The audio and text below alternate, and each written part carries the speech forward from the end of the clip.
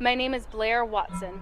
I'm currently on location in York, South Carolina, hoping to shed light on these peculiar cases. Since I was a child, I was always warned to never go near the woods. He's not the only one to disappear in these woods. Maybe it has to do with the kids going missing, I don't know, but a whole bunch of weird shit's going on. No one outside my department has seen this.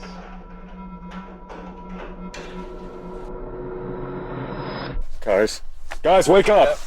Wake up now!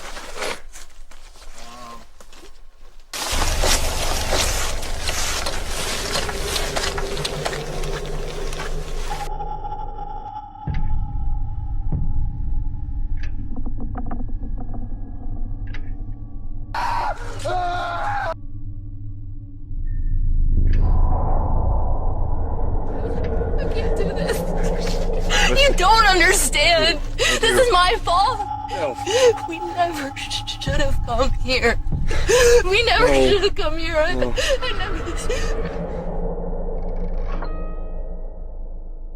Join me as we try to uncover the truth.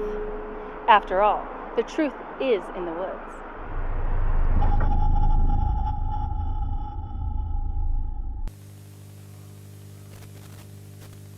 And now for our feature presentation.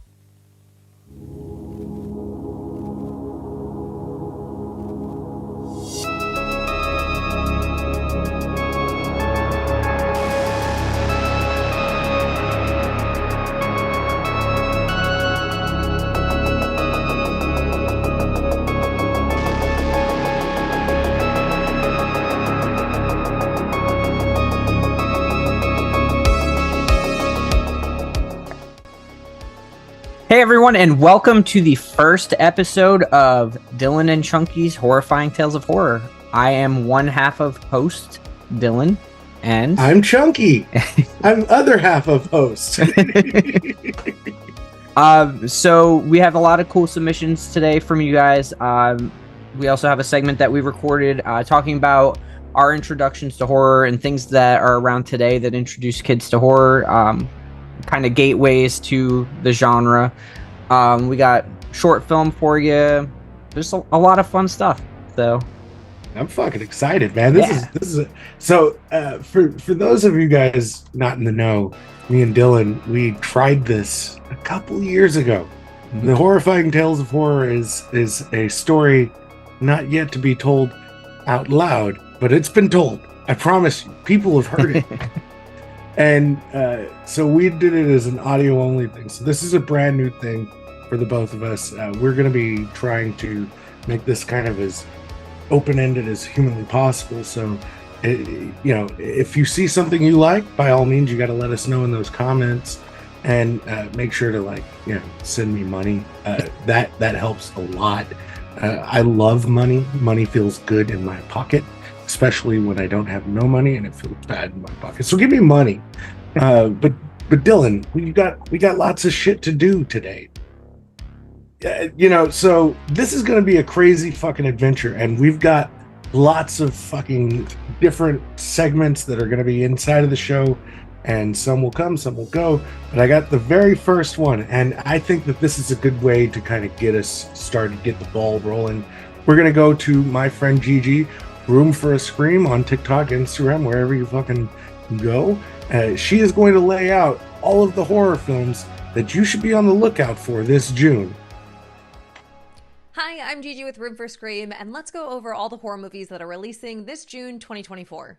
First up, we got Under Paris, which drops June 5th on Netflix, and this French horror thriller is about the World Triathlon Championships, which take place in Paris, and the scientists suddenly find out that this huge shark is swimming underneath the rivers where the triathlon is happening, so they must do everything that they can in order to not have a bloodbath on their hands. Trim season hits limited theaters and VOD June 7th, and in this thriller horror, this group of young adults are trying to make a quick buck, and so they decide to work at this remote marijuana farm, but once they get there, they're realizing this location has some dark secrets, and now they have to escape, but they seem to be trapped on this mountain. Next up is Wild-Eyed and Wicked, and this drops on video on demand services June 11th. And this horror/fantasy/drama, Lily Pierce has to reconnect with her estranged father and disgraced history professor in order to find out how to fight Middle Ages style, because she needs to combat this medieval creature that's been haunting her family for generations. Next up is The Watchers, and this hits theaters June 14th. This horror mystery follows this young artist who gets trapped in the expansive forest of Ireland, and after finding shelter, she becomes stranded alongside these three strangers, where every single night they are stalked by these mysterious creatures. A Quiet Place Day 1 hits theaters June 28th, and this horror sci-fi is the third installment of the A Quiet Place movies, and in this movie we get to experience, well, Day 1, the day that the Earth was invaded by these alien creatures who hunt by sound. And last is The Devil's Bath. This hit Shudder June 28th. This German horror movie takes place in the 1750s, where Agnes just got married, but soon her heart and mind grow really heavy as her life starts to begin to feel repetitive and meaningless, and her mind is starting to be filled with very evil thoughts. And that wraps up the horror movies that are releasing in June 2024, but I have been on a quest of watching every single horror movie of 2024, and it seems like a new movie pops up that we've never heard of or we just did not know about, like every single day. So if there are some new ones that I did not mention, please leave them in the comments. 8. 4 of hearts. 8 of spades. 2 spades. Jack of diamonds. Jack of clubs.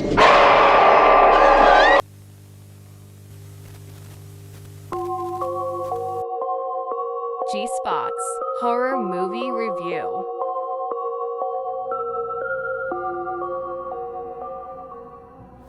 Why, hello. Long time no see. Let's talk about a movie that came out in 1973 called The Crazies.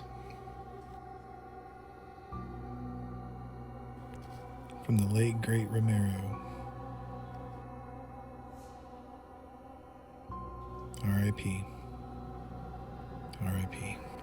This movie has Lane Carroll, Bill Hinsman, Harold Jones, and Lloyd Holler. So what is fear? And I'm not talking about arachnophobia. I'm talking about real fear. See, to me, family and friends, anything that can happen to them, that's my biggest fear. I'm a big fan of horror movies that do that. Like, the possibilities of that can really happen. You know, especially when it deals with government and CDC or anything like that. The possibilities are endless. This movie had a great story. Really good story. But, you know, all of his movies have great stories. The only thing I didn't like about this movie is possibly the budget. That's what I'm thinking, because it just didn't hit that mark as far as the filming is concerned or the editing. The acting was there. They nailed it. It's just the scenes were either cut too late or cut too short. I mean, compared to what he did in 68 to 73 with this movie, something didn't go right, you know? So that made the movie just okay. Definitely got the point across though. And still worth the watch if you haven't seen it. Because in my opinion, all of his movies get that stamp of approval, you know? That you should see it. His creativity that he brings to the table is outstanding in my opinion. What could possibly be a real-life crisis, it just gets brought to life by him. So if you can put up with some of the way the movie was filmed, you'll enjoy it. Thanks for listening. Until next time.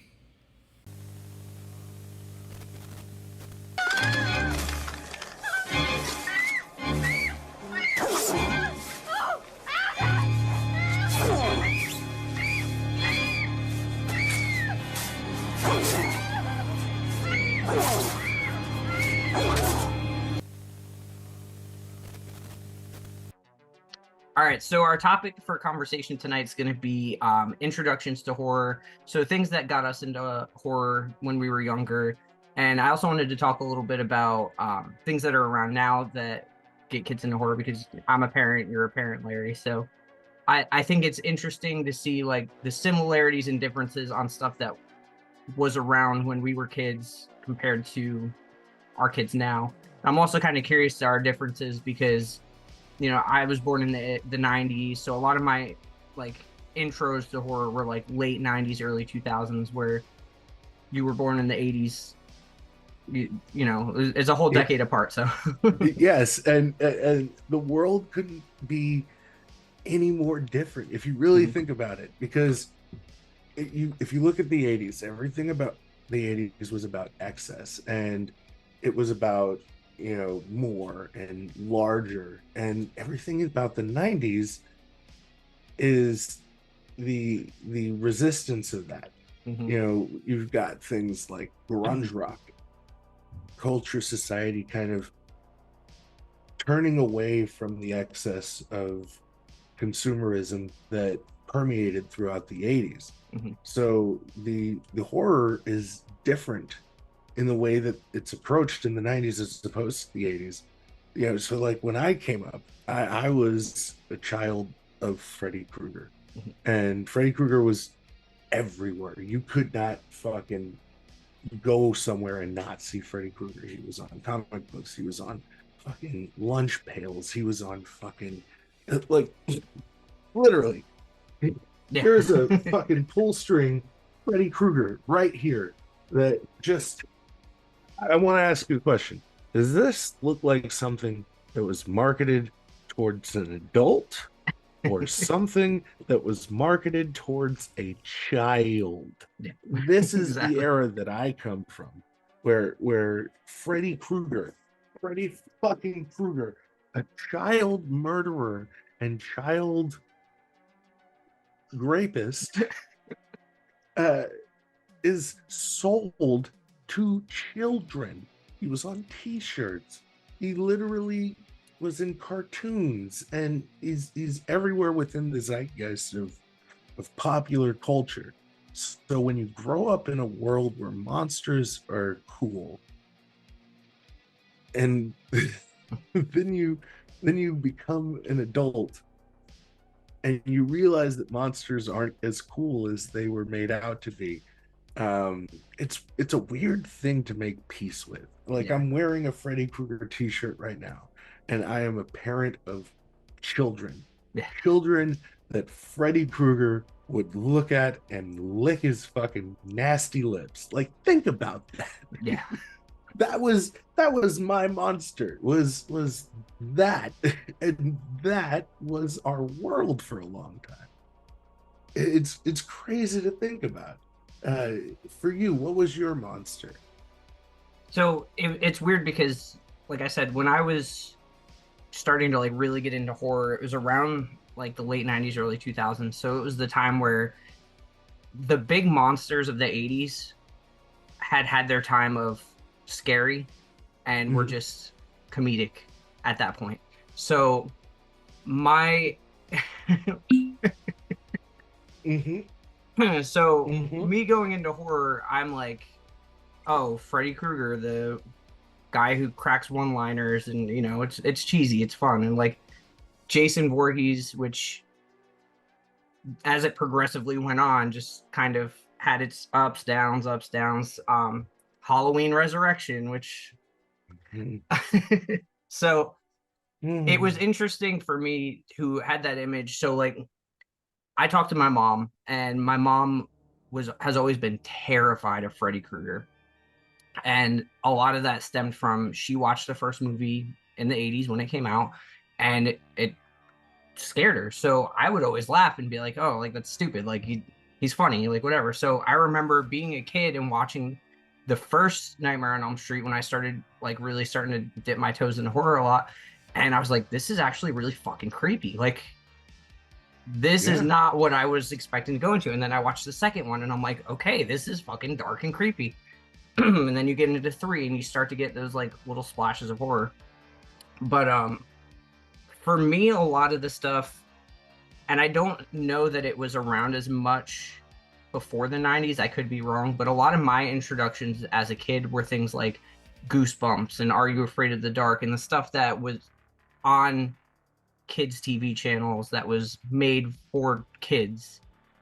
We also had, I remember being in elementary school and getting the Scary Stories to Tell in the Dark books because the art was creepy and it, you know, I was interested in it.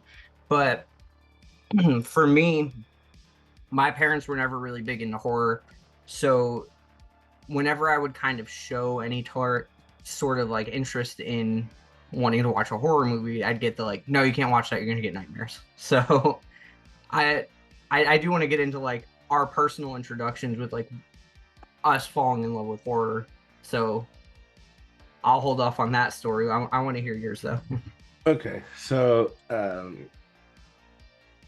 as television is, you know, inherently like the stuff that we watched when we were kids was fucking dark. Like, did you watch Watership Down as a child? I remember watching it in school. Yeah. And it's just like, yo, this is for children, bro. Yeah. This is for kids. Okay, if you insist. I remember watching shit too, like Secrets of Nim and stuff. And it's like, I remember liking it as a kid, but I remember watching it as a kid and I'm like, this is really creepy. Like, there's like a really dark tone to this, so. Dude, never-ending story. That fucking wolf is terrifying. Yeah.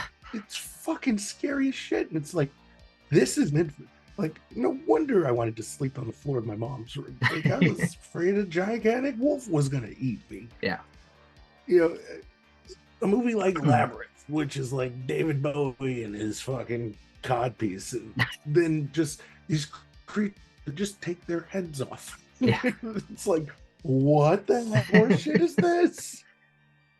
But like, and there's always been this kind of weird, dark quality to the entertainment that's targeted towards children. Like really, like Return to Oz is dark as shit.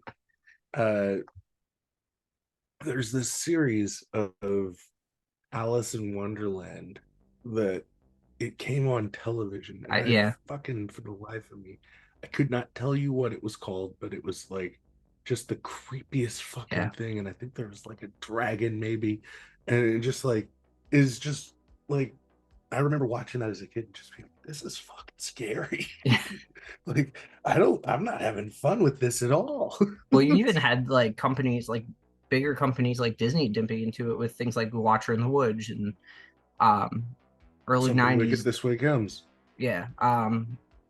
Like early 90s, they start getting into like the Tim Burton stuff with Nightmare Before Christmas and really kind of getting Hocus Pocus. Yeah, Hocus Pocus, exactly. I mean, we had when I was growing up, like the 13 Nights of Halloween and stuff like that. That again was geared towards children. It was stuff for children, but it does kind of desensitize a little bit, I guess, to like, oh, this is what witches are. This is what these zombies are. Like, these are what these creatures are. So you kind of get used to it. I know too, one that I watched when I was a kid that really I loved, and I feel like it was a pretty good gateway, was Gremlins. Like, it's fun. It's kind of for kids, but it has really creepy parts to it. So yeah, no, absolutely. The story that she tells about her dad, it's just like, what are we fucking doing right now? Yeah, that's the one thing that I'm like, I don't want to show my kids this, because it's like, that's the year I found out there's like, it's like, what? Mm-hmm. Like, I feel like for the most part this is kind of meant for kids. It's like you put that there and it's like, what the fuck is this? What is this shit? Can't get jiggy with this shit. So do you remember the first horror movie that you watched that really kind of sparked your interest in horror? Of course, it was Nightmare on Elm Street. Okay. It was a sleepover at my friend's house. It was the last day of junior high, and we were all going to go stay at my friend Darrell's house, and we rented a bunch of movies and got like pizza and shit. We were playing video games like Street Fighter 2 and all that shit, right? And so we'd rented like Nightbreed and Puppet Master and all of these fucking like I think Warlock was one of the movies that we had rented. Like it was 90s shit, you know what I'm saying? But I rented Nightmare on Elm Street and I said, we're waiting until it's dark. I never fucking seen it. And we all sat there in his living room and we watched Nightmare on Elm Street, and it scared the fucking shit out of me. It terrified me, and I was hooked. I was in love. I already at that point lived at the video store, and I would straighten their shelves to get free rentals. But then I became obsessed with horror films, and it was like I spent so much time in that fucking horror section, and it became kind of my personality, and here we are. What about you? So I remember being really young, and it's like a very, very vague memory because I was probably like, I don't know, 3 or 4. But I remember sitting down and watching Child's Play 2. And I remember like the conversations like, oh, look, it's a talking doll. Isn't that funny? But like the memory of it is vague, but very clear at the same time. Like I can watch it now and like remember watching certain parts. So like the part where Chucky's in the back of the truck and they're driving and you see him like in the truck, and like the whole ending where they're in the factory. Like I remember watching that as a kid, and I didn't know what it was. I was really young. But I remember when I was like 5 or 6, we would go in to rent movies all the time, and I would always be drawn to like the horror section, but my parents would be like, oh no, you can't, like that stuff's gonna give you nightmares, whatever, which 5 and 6 I probably would have. But they had this big poster there for Tales from the Crypt, and the Crypt Keeper scared the living shit out of me as a kid. So terrifying. I remember which is funny because, fun fact, they use the same animatronic for Chucky as they did for the Crypt Keeper. So guys, I remember I'd see the poster and I'd get creeped out. So I had nightmares constantly about the Crypt Keeper growing up, and that kind of pushed me away from it for a while. And then I remember, I think it was around the same time I was in junior high, and I went to one of my friend's houses, and he's like, I got this new horror movie, we got to watch it. And I'm like, no, I can't watch that shit. Like it gives me nightmares. And he's like, no, it's really not that scary, I promise. It was Blair Witch 2 Book of Shadows, which garbage movie, but I didn't know any better, so I'm like, fine, I'll watch it. And he's like, we'll watch it, like if it gets too scary, we'll turn it off. And I'm like, whatever. So I was sucked into this movie. I'm like, this is fucking amazing. And afterwards I would go on to watch more horror movies and be like, that movie was not amazing. But this was in fact dog shit. Yeah. But we got done watching it and I'm like, this was really good. Like, do you have more? So we watched more horror movies. And then I had another friend who's his mom collected movies. Like, she had a huge bookshelf at her house, and she had a ton of horror movies. So I remember going to his house and I was like, hey, would your mom care if I borrowed some movies? And he's like, she's not even gonna notice, just take them. So I basically lived at his house like 6th grade through like probably 10th grade. So it was basically like my library. Like, I'd go to his house one weekend, get like a bunch of movies, and then bring them home, watch them, bring them back, get some more movies. So I was hooked. I jumped in. I also, the same friend who showed me Blair Witch, it was around the same time. He's like, hey, you got to try this game with me. And it was Resident Evil. And I remember sitting in his room and we were terrified, but we were having like the most fun ever. Like, we would go into a door and you could just see like the front of the character and you could hear a noise in the room. And it would be like, we'd sit there for 10 minutes, like walk forward. And you'd be like, no, hand me the controller. Like, you walk forward. And it's a fun experience. But it's one that's hard. Like, you get these bits and pieces as an adult where you play a game or you watch a movie and you're creeped out and it's rare. It's more rare now than it was then. But when you get those moments now, it's like amazing. It's the best feeling. So it brings me back to the stuff that got me into it in the first place. That's, I think, fucking perfect. Like, we all are attracted to something ultimately, and it leads us to this place where we're now all the weirdos sitting on the internet talking to each other about these things, and it always starts with childhood. Yep. It's crazy. So we asked you guys on social media to share some of your stories, so we're gonna play some of those right now. Thank you guys for contributing your stories. Yeah, there you go.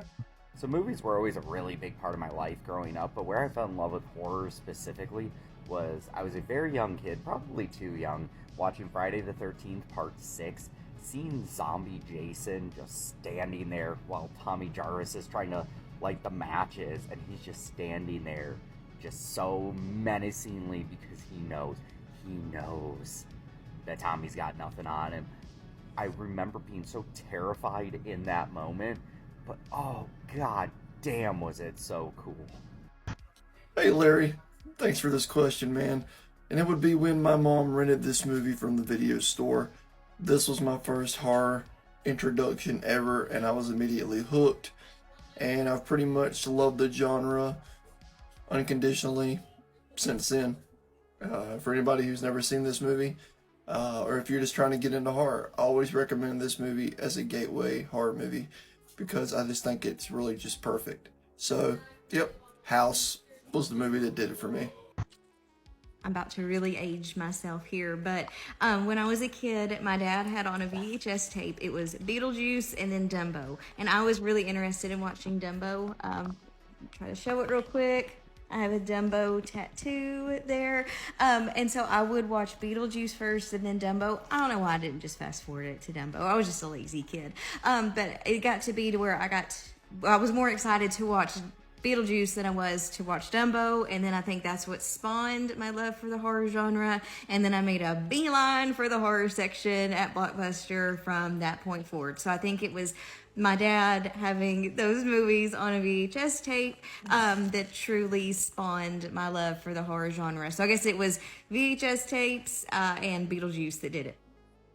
All right, so thank you guys so much for your submissions. Those were all from TikTok, so we did have a lot of submissions from you guys, so we're going to release all those as a bonus episode. We loved hearing from each and every one of you, so if we didn't play your video here, don't worry. It is going to be put on the channel, so be on the lookout for a bonus episode for that. And be sure to follow us on TikTok because we're going to be posting those probably for every episode. Hear from you guys a little bit on your responses. So thank you guys for that.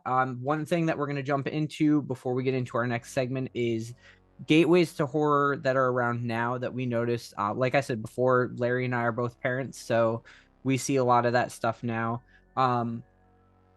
So a lot of the things that I see are things that are based on like web shows. I know that like we're kind of in the era of YouTube, and we get a lot of stuff that I've noticed just from like my kids and my nieces and nephews and everything that they're not even really 100% familiar with. And what I mean by that is like, I have nephews and even my son has started to get interested in it, is things like Five Nights at Freddy's and Poppy's Playtime, and they're games on the computer, wherever you play them. And I would even go so far as, what was it? Hello Neighbor. Do you remember Hello Neighbor? Yeah. And these are things that my son's never played and my nephews have never played, but they watch these videos on YouTube about them and all the lore and the backstory and stuff. Like my one nephew, he can tell you like the entire lore of every character of Five Nights at Freddy's and the entire backstory of Poppy's Playtime. Never played a single one. So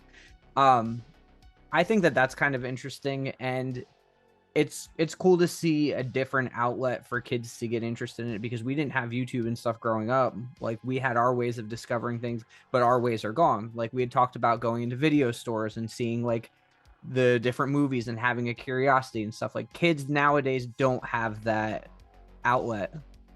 I mean, it's YouTube now. Yeah.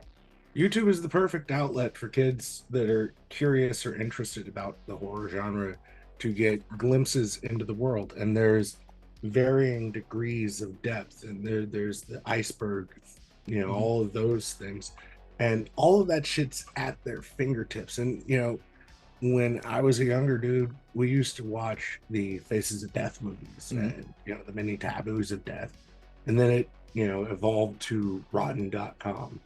And now you can find fucking wild shit on YouTube. Like, the guy Blippy? Yeah. Did you know that before he was Blippy, I know. did some scat shit? Yeah.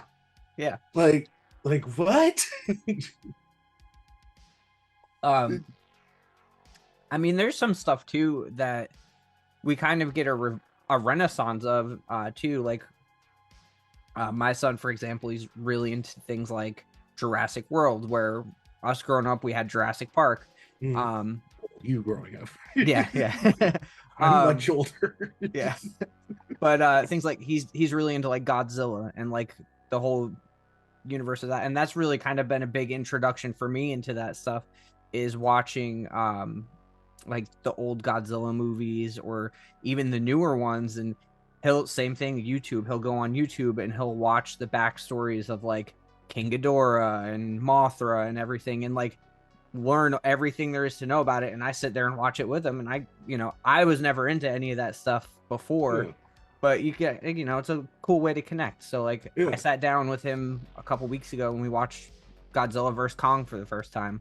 And not that it's really like horror, it's kind of like on the border of horror, but I mean, it's giant monsters fighting each other, dude. But like, it's that's cool. About as horror as it gets. Yeah, it was cool. It was a cool experience for me because the scene at the end where they're fighting in I don't remember where they were, Kyoto maybe.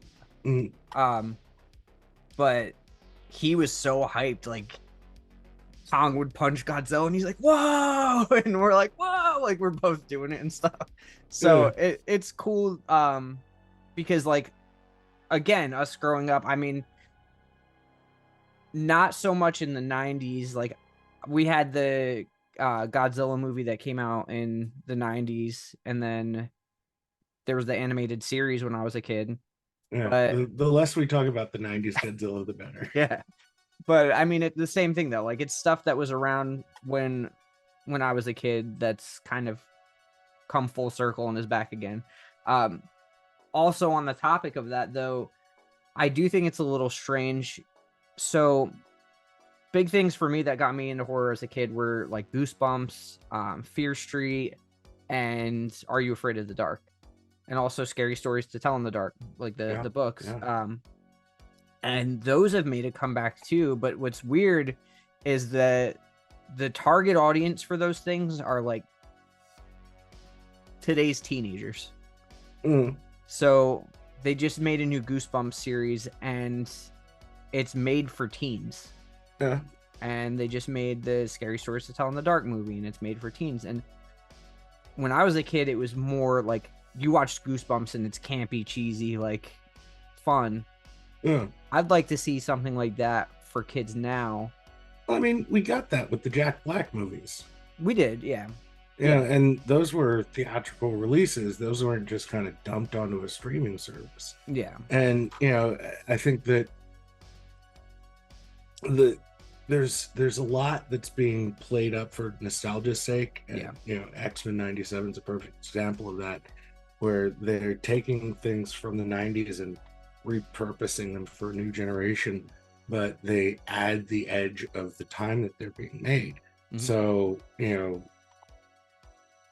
the X-Men cartoon that's on Disney Plus that my kids can watch has full-on scenes of genocide. And it's like, hey, yo, you want to talk about horrors? That shit, which is marketed to children, is horrific. Yeah. And it's like, okay, so you guys are okay with that, but like if I took my kid to go see The Black Phone, we've got a problem. Yeah, exactly. You know what I mean? Like, think about The Black Phone. That's a good entryway horror film. Yeah, absolutely. And I think that there's a ton of really good entryway horror films that are there for everybody to kind of get into. Because I know for a lot of people, like Scream was an entryway horror film for people. And, it's not as deep water violent. I mean, there's violence. Like, Drew Barrymore, spoiler alert, it has her intestines cut out of her, and it's like she's hung from a tree with her intestines out. That's an entryway horror film for people. It's funny you bring that up because a few years ago, my brother, he's 16 now, but they came down to visit, and he was probably maybe 12 or 13 at the time, and he was just starting to get into horror a little bit, and that was the movie that I showed him, and it was really fun because like everybody nowadays knows the twist at the end of the movie, but he didn't. So it was fun to sit back and like I know exactly what's going on the whole movie, and he's just experiencing it for the first time, and he's like, I think it might be this person. I think it might be this person. I'm like, oh, maybe. So I have a very similar story with that, with the movie Sleepaway Camp. I put that on for my son when he was 13, or 12, 13, somewhere in that ballpark. And he, I just didn't say shit. I just kind of sat there and like he's watching the movie, but I'm watching him watch the movie. And, there's certain things that I just want to see what his reaction is. Like the snake coming out of the mouth, or the curling iron, or obviously the fucking reveal. And I even filmed the reveal, and it's one of my favorite fucking videos. Do you still have it? Yes, I do. Can we play it on here now? Yeah, we'll play it right here.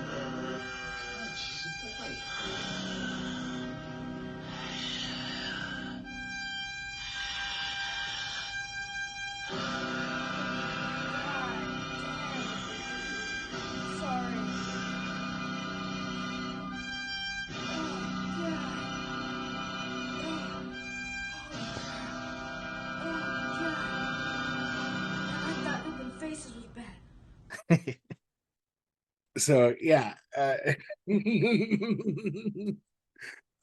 dude, he was fucking spooked. He did not know how to process that, and it was one of those things, because I saw it when I was like 12, 13, and I, fucking hormones running wild and shit, and it's like, oh, I kind of like this girl is so it's wild to me. And if you want to hear my full thoughts about Sleepaway Camp, you can hear that on the sister show Creature Features this month, and as a part of Summer Camp Nightmares. Hey, we see we worked in a plug like we were planning that all along. I didn't put that in notes or anything. But we were talking about entryways into horror. And I think that that's a perfect segue. Let's see, again, like we were almost planning it, for our next segment. And this is by Deep Red Perfect Blue. And she is going to give you a list of entryway horror films. Take it away. Hey y'all, it's Elaine with Deep Red Perfect Blue, and I'm partnering with my friend in fright, good old Chunky Larry, to bring you my beginner's guide to horror. Before we dive in, I want to make it clear what this list is not.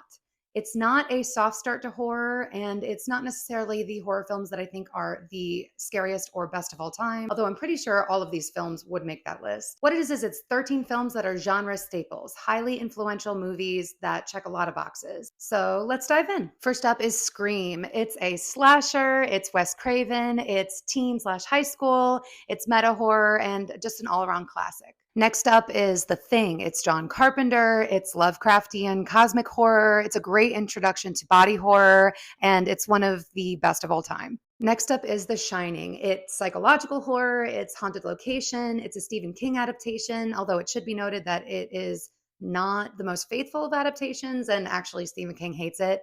But all around, I think it's a great movie and a really scary one. This one's kind of a twofer. The Evil Dead and Evil Dead 2. These check so many boxes. Cabin in the Woods, horror comedy, 80s. They're definitely some of my favorites. Now, for something a little more modern, I think The Descent is one of the strongest horror films to come out in the 21st century. It's a survival/trapped horror movie. It's got a kick-ass female cast, and it's scary as hell. Alien 1979 is a sci-fi horror. It's a creature feature. It's horror action. It's horror set in space. It's not only one of the greatest horror films of all time, but I think it's one of the greatest films, period.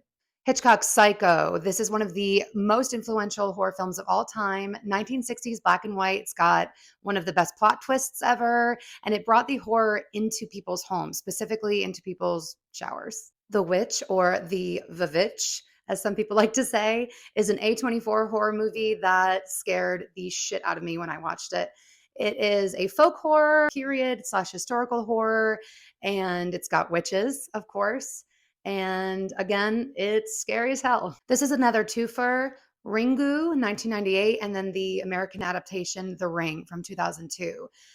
The Ring was the first horror movie that I ever watched, and I don't think I slept for a week. But then I also think that Ringu is one of the scariest movies of all time. There's not nearly enough foreign horror on this list, and I definitely think you need to include at least one Japanese horror movie if you're starting your horror adventure. Maybe start with Ringu and then watch The Ring afterwards to see an example of an American adaptation of a foreign horror film. Wreck from 2007 is terrifying. It's a found footage movie. I definitely think we need a found footage movie on this list. It's a deadly virus outbreak movie, and it's another foreign horror that's really strong. If you go looking for it, try to make sure you find the subbed version, not the dubbed version. I think the dub takes a lot of the horror out of the movie. We need a giallo on here. That's Italian horror. It's a really distinct style, mystery, crime thriller. And I would go with something by Dario Argento. He is the master of giallo. I might recommend 1975's Deep Red. The Exorcist is a must. It's religious horror, possession horror. And when it came out in 1973, it really set the bar for what horror could be.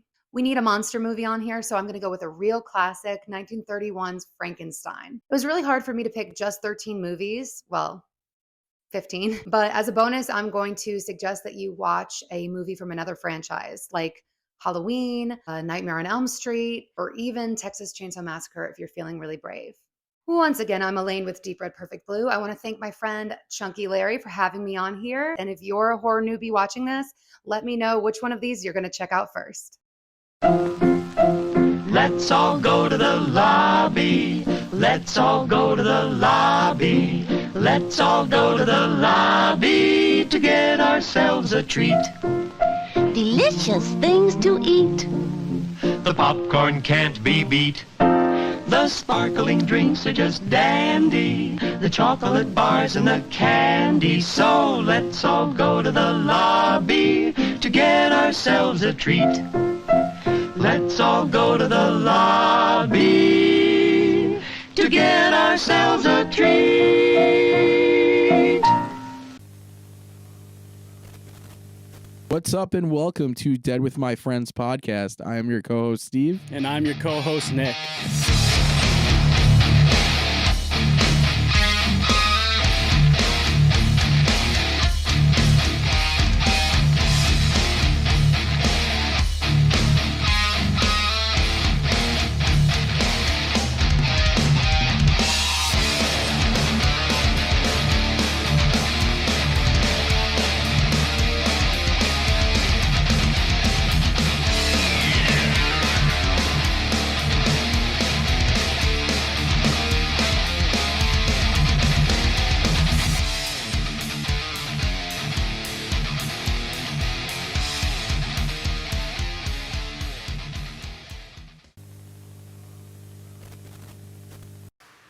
what's up?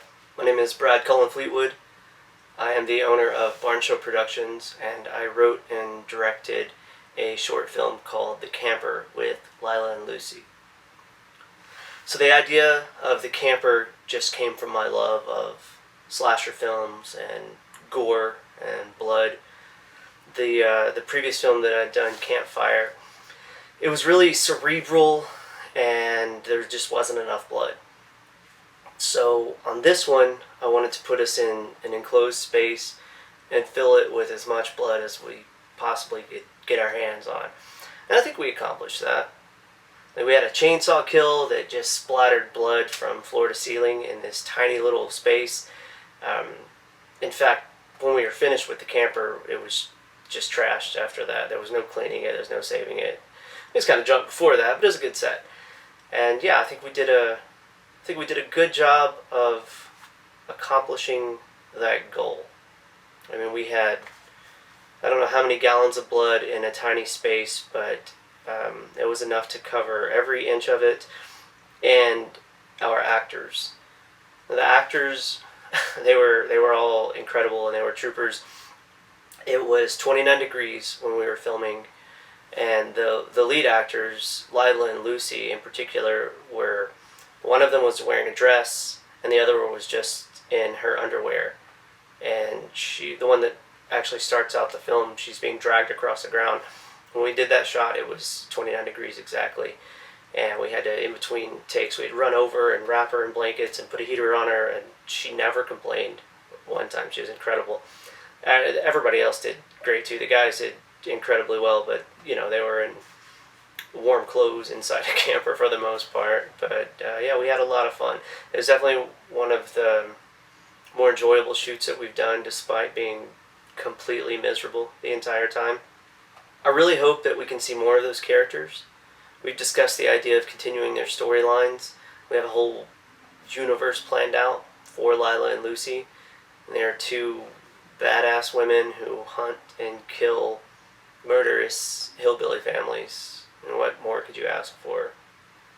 I kind of see them as an R-rated version of Sam and Dean Winchester from Supernatural. And that sounds really fun to me. So yeah, I hope we get to see more of them in the future. And I hope you enjoy watching The Camper with Lila and Lucy.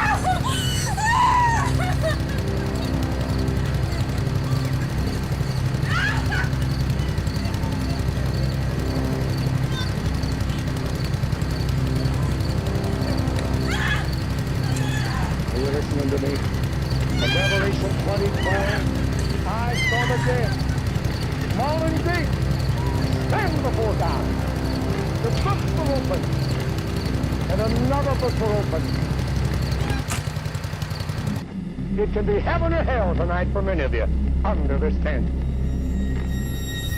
You say, will that prayer save me? There's only one thing that'll save you. That's the blood of Jesus through repentance. But the devil has you in such bondage, such captivity, you're not even free to come to the Lord that you can be saved. Now under the command of the devil, loose the bonds.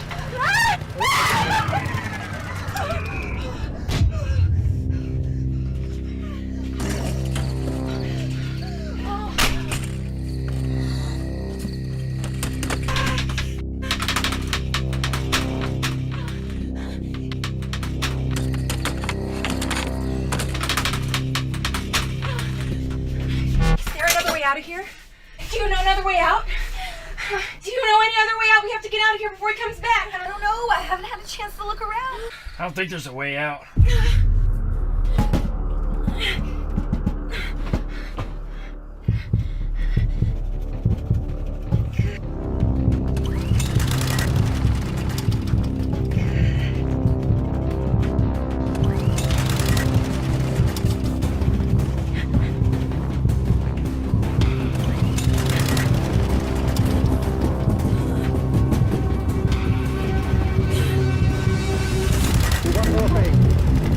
Everybody with your hand raised.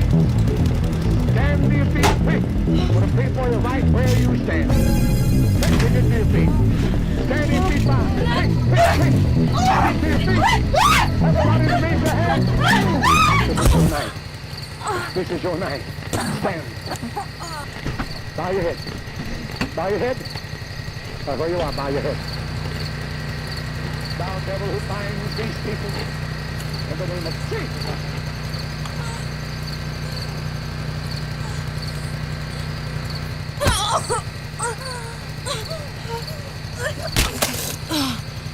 Is that all you got, bitch?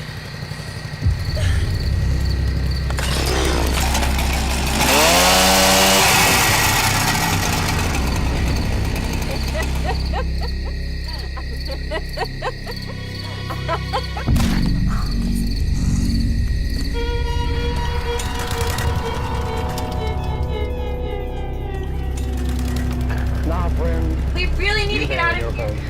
I can't get my hands free. No, I can't move him. Be merciful to me, friend. Lord, save everyone. Why are you doing this? You still have a chance, please. You really need to. Hey, touch her. Write me a letter. Let me know if you've been saved. Because you've watched this scene tonight.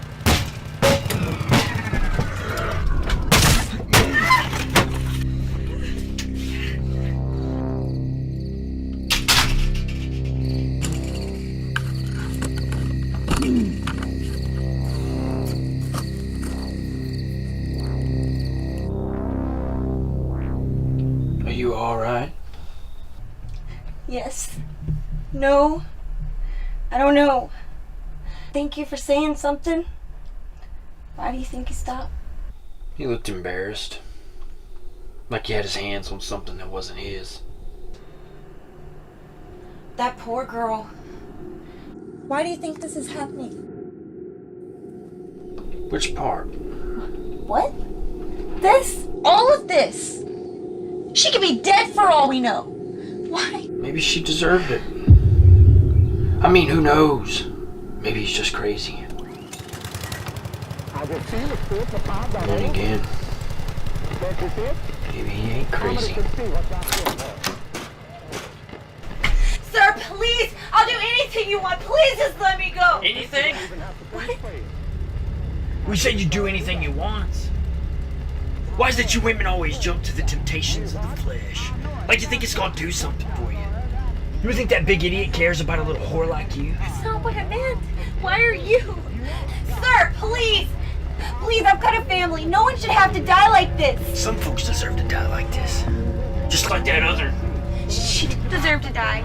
You don't know her. You don't know anything about her. I know her type. Same as you. And you gonna die too. For fuck's sake. Stop. She ain't for you.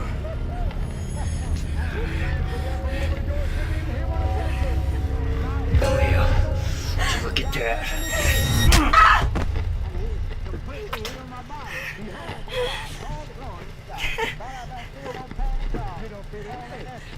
Just stand there gawking.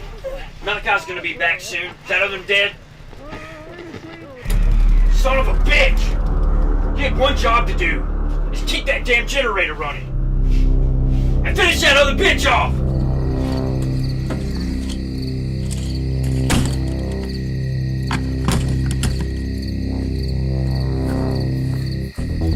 Well, looks like we're gonna have just a couple more minutes to ourselves. Sorry about fooling you. It's just a little game I like to play. It's alright. Been playing a little game of my own.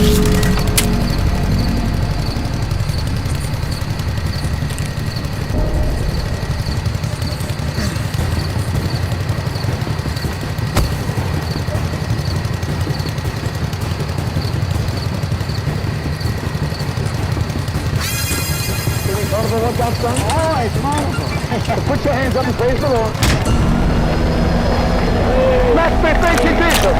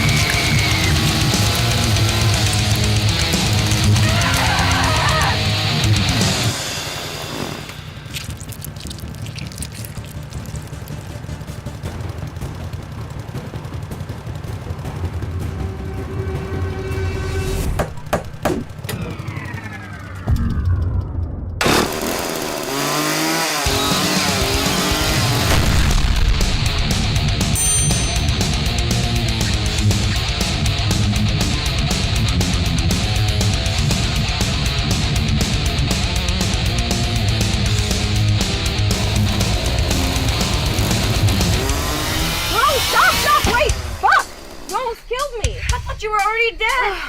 He just punched me. And like every other man who's hit me, he was a bitch. Oh, dude, you couldn't have waited for me? Well, the little one fucking punched me and I got pissed.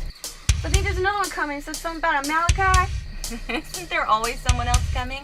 A Malachi or a Jedediah or Paul or some other fucked up bullshit patriarch to these families?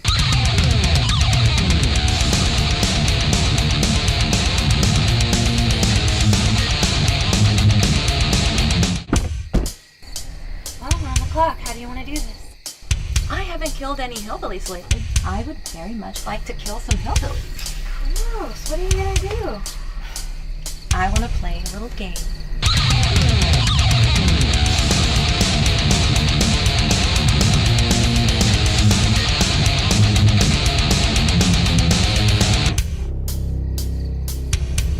Always been busy.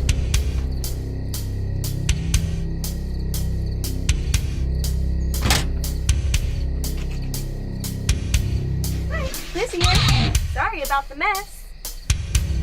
You killed my sons. You vile, disgusting whore. The wretched, fuzzy demon from hell. I know. Sex is bad. We're all sinners. I've heard it all before, fucker. You dare mock me? You're an abomination, and you will be punished.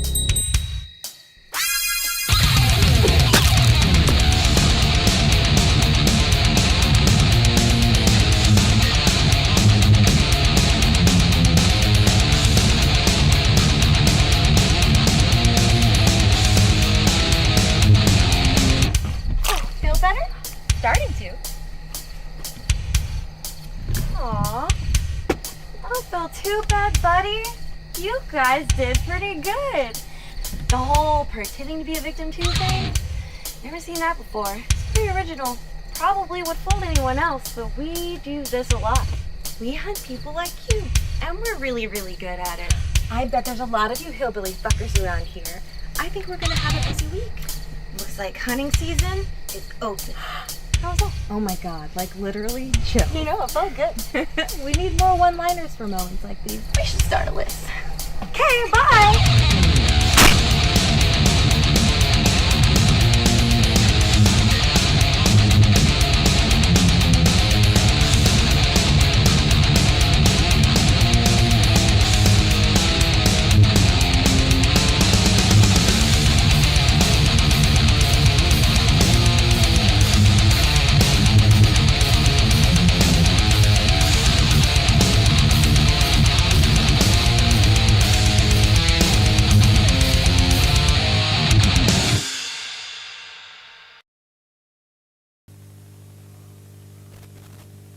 Well, all right.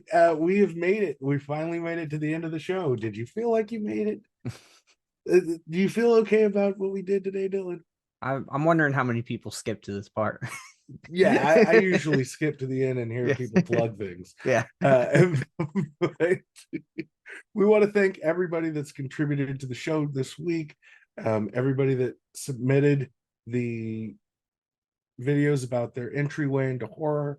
As Dylan had mentioned earlier, we are going to be releasing a supplemental episode that will be releasing next week on the YouTube page, and it will have all of the good stuff, everybody that contributed, and there was a lot. I don't know about you, Dylan, but I was fucking blown away by how many people fucking chimed in. Yeah, so you'd posted it on the Creatures Features page because we didn't have our stuff up and going yet. And I was at my house. I just gotten home from work, and it was just message after message after message of you sending me everybody's links. I'm like, oh wow. Yeah, so it was awesome. Thank you guys so much. It's such a fucking pleasure to hear these stories, and I cannot wait to share them all with you guys next week for the supplemental episode of Horrifying Tales of Horror, where we will lay out everybody's entryway into horror. But we're going to start getting out of here, and the way that we do that is by plugging things. So want to first and foremost say, if you want to find out more about Horrifying Tales of Horror, you can do that in a couple of different ways. You can like us on Facebook. You can follow us on Twitter, Instagram, and YouTube. You just search up Horrifying Tales of Horror or HTOH Pod, and that will lead you where you need to go. It gives you everything all there, and we're going to be trying to do some stuff on the TikToks and the Instagrams to interact with you more. We've actually got some really fun, interesting things that we're going to be doing, like caption this contests. We're gonna be doing game shows. We're gonna be tugging wars, and we're gonna be tugging dicks. Like I'm not sure if we're gonna do that last one, but all the other stuff, it's gonna be there, and we've got all kinds of shit that I just cannot wait for you guys to check out and see, because the horror genre and the fandom of horror is much larger than just, you know, a couple of fucking dorks who sit in a video store and talk about the good old 1980s. It's much more than that. It's art, it's literature, it's true crime, it's everything. It's the broad gambit, the broad spectrum of consumerism and consumption and enjoyment of a genre.